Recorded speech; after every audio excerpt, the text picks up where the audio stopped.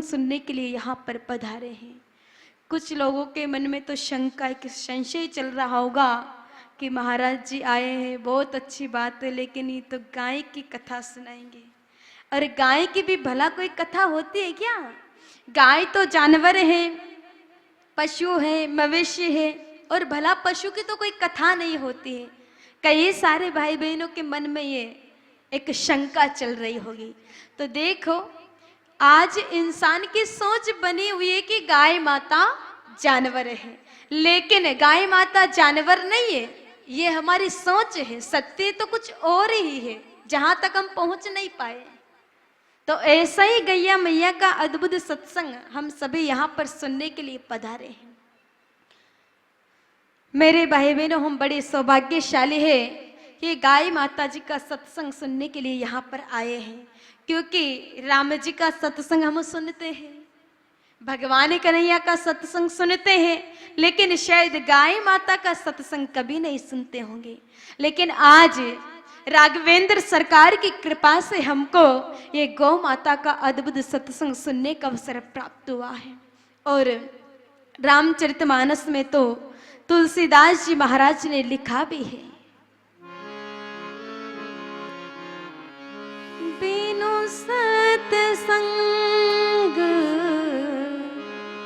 विवेक न होई, बिनु सत्संग विवेक न होई, राम कृपा बिनु सुलभ न सोई, राम कृपा बिनु सुलभ न सोई।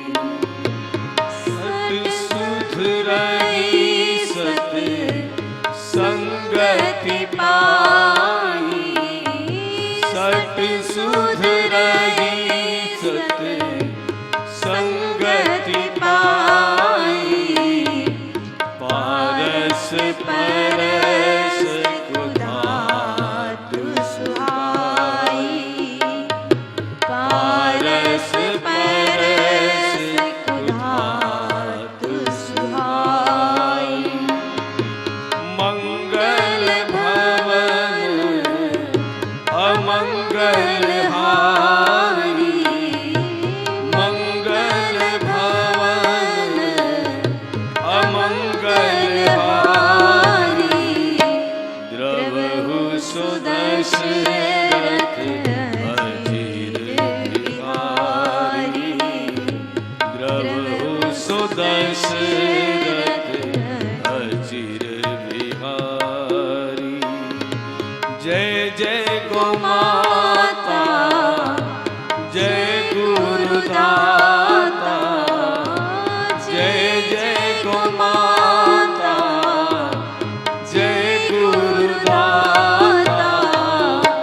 कृपा करो प्रभु दीन दयाला, कृपा करो प्रभु दीन दयाला, कृपा करो प्रभु दीन दयाला, कृपा करो प्रभु दीन दयाला।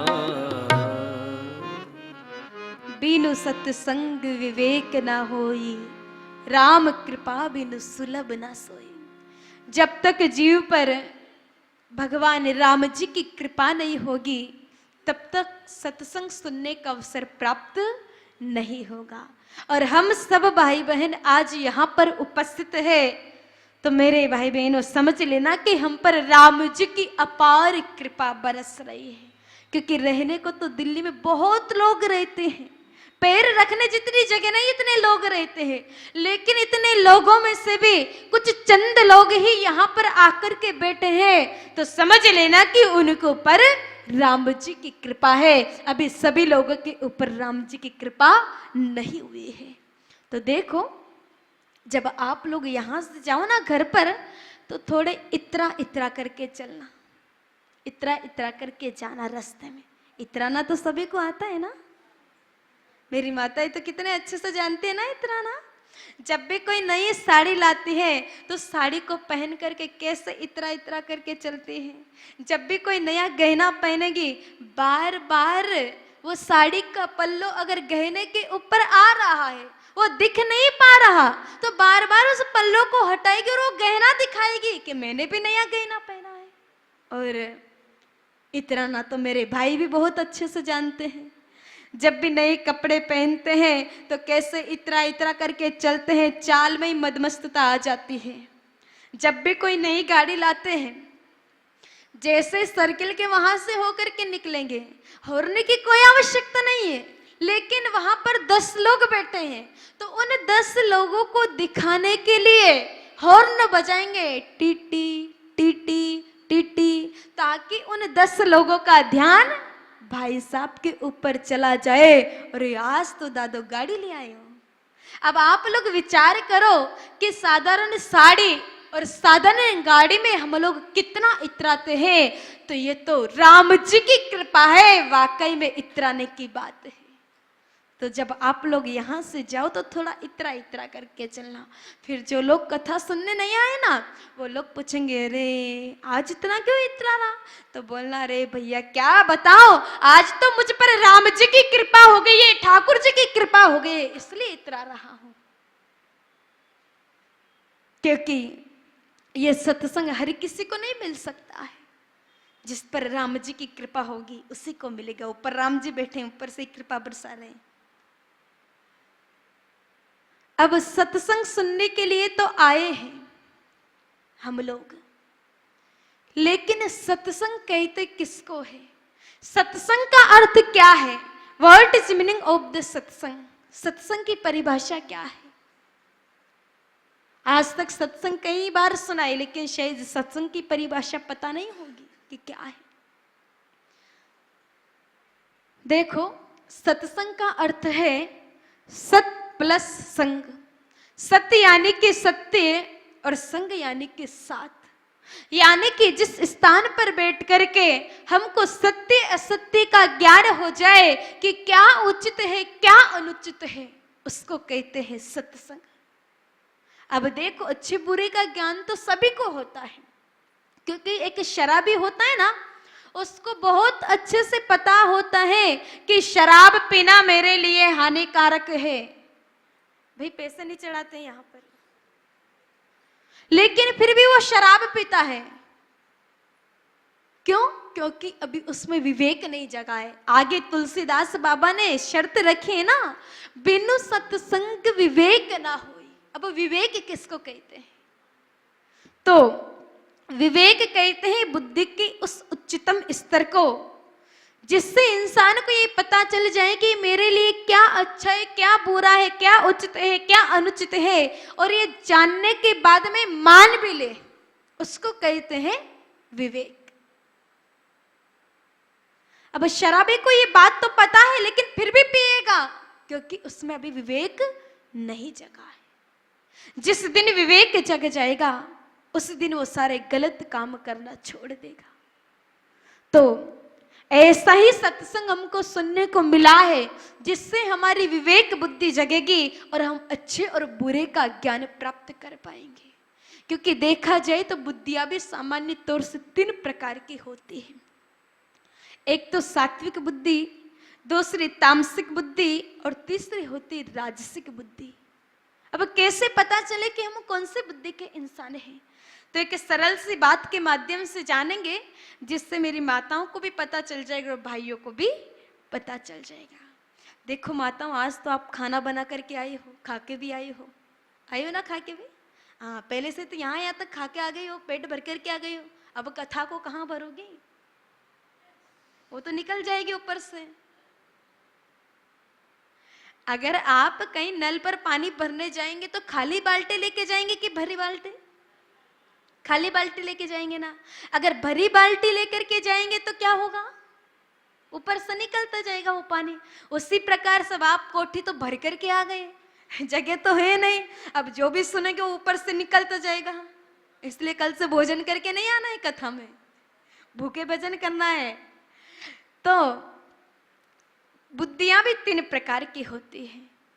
अब देखो माताओं, जब आप लोग शाम को जाओगी ना तब खाना बनाओगी। अपने यहाँ पर सब्जी रोटी बनती है, दिल्ली में कुछ और भी अलग बनता है, यही बनता है ना सब्जी रोटी। तो देखो जब आप लोग सब्जी बनाओगे ना तो आज सिर्फ 2 आलू की सब्जी बनाना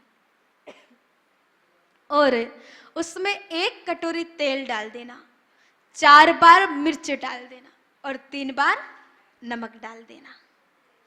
जब रोटी बनाओगे तो सिर्फ 2 ही रोटी बनानी है, ज्यादा भी नहीं बनानी है। उसमें से भी 1 रोटी तो जला देना और दूसरी रोटी कच्ची रख देना। फिर वो ज्यादा तेल वाली, ज्यादा मिर्च वाली, ज्यादा नमक वाली वो जली रोटी, कच्ची रोटी जैसे आपके पतिदेव दुकान से लौट करके आए तो परोस देना। क्या होगा माताओं? लड़ाई होगी ना। लेकिन देखो अगर उसी थाली को देख करके आपके पतिदेव खाने में थोड़ा आनाकानी करें तो समझ लेना कि राजसी बुद्धि का इंसान है। अगर उसी थाली को देख करके कहें कि इतने दिन हो गए भोजन बनाते बनाते लेकिन फिर भी भोजन बनाना नहीं आता, अगर नहीं बनाना होता तो मुझसे ही बोल देते, होटल पे ही 2 समोसे खा करके आ जाता। और उसी थाली को पैर से ठोकर दे मारे, जाकर के वो थाली दीवार ने टकराए तो समझ लेना कि तामसी बुद्धि का इंसान है। और उसी थाली को देख करके कहे, अरे देवी क्या हुआ, इतने दिनों से तो इतना अच्छा अच्छा भोजन बनाती थी लेकिन आज स्वास्थ्य ठीक नहीं है क्या, तबीयत ठीक नहीं है क्या? फिर भी वो कहेगा कि कोई बात नहीं, इतने दिनों से अच्छा अच्छा भोजन कर रहे थे तो आज सब्जी की जगह दही से खा लेंगे, अचार से खा लेंगे, नमकीन से खा लेंगे और जो जली रोटी है उस जली जली को निकाल देते हैं और कच्ची रोटी को अच्छे से सेक करके खा लेते हैं। तो समझ लेना कि सात्विक बुद्धि का इंसान है। अब मेरी माताओं को पता चल गया होगा ना हम कौन सी बुद्धि के इंसान हैं, और भाइयों को तो पता चल ही गया होगा हम कौन सी बुद्धि के हैं। अब अगर माताओं तामसी बुद्धि के हैं आपके पतिदेव तो फिर क्या करना पड़ेगा? सात्विक बुद्धि में बदलना पड़ेगा ना। और सात्विक बुद्धि में बदलने के लिए सत्संग सुनने के लिए लाना पड़ेगा, क्योंकि सत्संग से इंसान के जीवन में सत्गुण बढ़ता है, सात्विक घर में आती है। इसलिए कल से सभी माताएं जिनके पतिदेव नहीं आए ना सत्संग सुनाने के लिए लेकर के आना, और जितने भी पुरुष भाई आए उनकी पत्नियां नहीं आई कल से वो भी पत्नियों को साथ में लेकर के आना, क्योंकि कथा हमेशा जोड़े के साथ में सुनी जाती है, अकेले कभी नहीं सुनी जाती है। रामचरितमानस में प्रसंग आता है जब भोले बाबा अगस्त मुनि के यहाँ पर कथा सुनने के लिए गए तो अकेले नहीं गए, साथ में माता सती भी गए थे कथा सुनने के लिए। और रामचरितमानस में ही लिखा है कि जब भी कथा सुनने के लिए जाए तो जोड़े के साथ में जाए, अकेले कभी नहीं जाए। क्योंकि अब मेरी माताएं तो यहाँ पर कथा सुनने के लिए आई है, यहाँ पर सीता माता राधे रानी की चर्चा सुनोगी, और घर पर आपके पतिदेव पड़े पड़े क्या करेंगे, ठाले ठाले टीवी देखेंगे। फिर जैसे आप यहाँ से जाओगी कि आप तो सीता माता की घर में चर्चा करोगी, उन्होंने टीवी में पता नहीं क्या कौन कौन सी फिल्में देखी तो वो सलमान की चर्चा करेंगे, तो गड़बड़ भारी हो जाएगी। इसलिए कथा हमेशा जोड़े के साथ में सुने, अकेले कभी नहीं सुने। मेरे भाई बहनों, अगर इंसान क्षण भर का सत्संग भी ध्यान से सुन ले तो उस इंसान का कल्याण हो जाता है।